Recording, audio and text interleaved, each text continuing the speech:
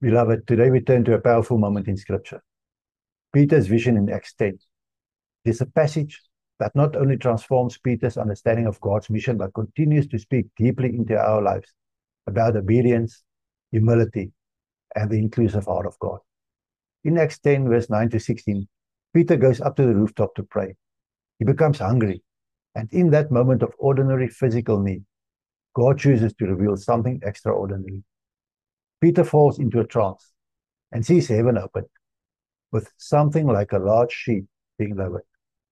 Inside it were all the four-footed animals and reptiles of the earth, and the birds of the sky.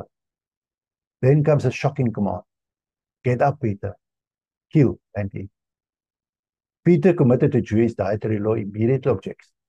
No, Lord, for I have never eaten anything impure and ritually unclean. But the voice replies a second time. What God has made clean, do not call impure. This happened 3 times, emphasizing that God is making a point too important to miss. And then the sheep is taken back to heaven. At first glance, it seems like the vision is only about food. But as the story unfolds, we see it is about much more than that. When Peter meets Cornelius and his household, Gentiles who earnestly see God, he finally understands the meaning. In Acts 10, verse 28 to 29, Peter admits, you know it's forbidden for a Jewish man to associate with or visit a foreigner. But God has shown me that I must not call any person impure or unclean. That's why I came without objection when I was sent for. Here the vision becomes clear. God is expanding Peter's heart to see that the gospel is not limited by cultural, ceremonial, or ethnic boundaries. God's grace is larger than Peter imagined, larger than any of us often imagine. So, what does this mean for us today? First, God often challenges our assumptions.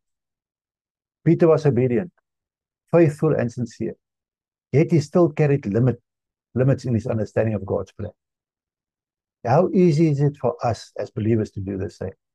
To decide who is worthy, who fits into God's kingdom, who God can use or save.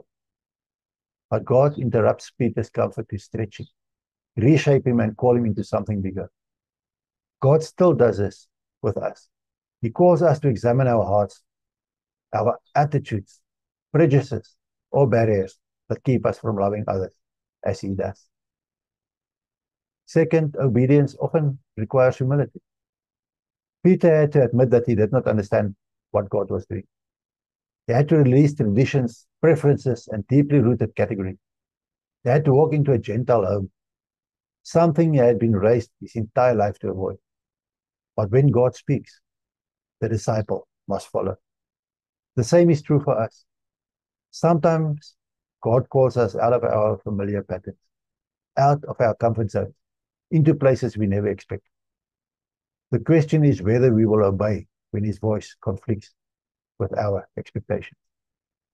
Third, God's mission is radically inclusive.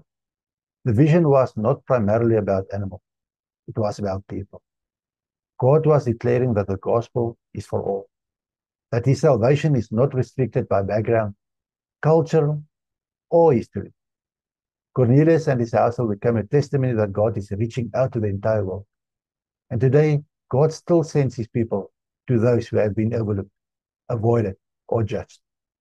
If God has made them clean, if he desires to draw them to himself, who are we to stand in the way? Finally, Peter's response is powerful. He said, that's why I came without objection. May the same be said of us. When God leads, may we follow without hesitation.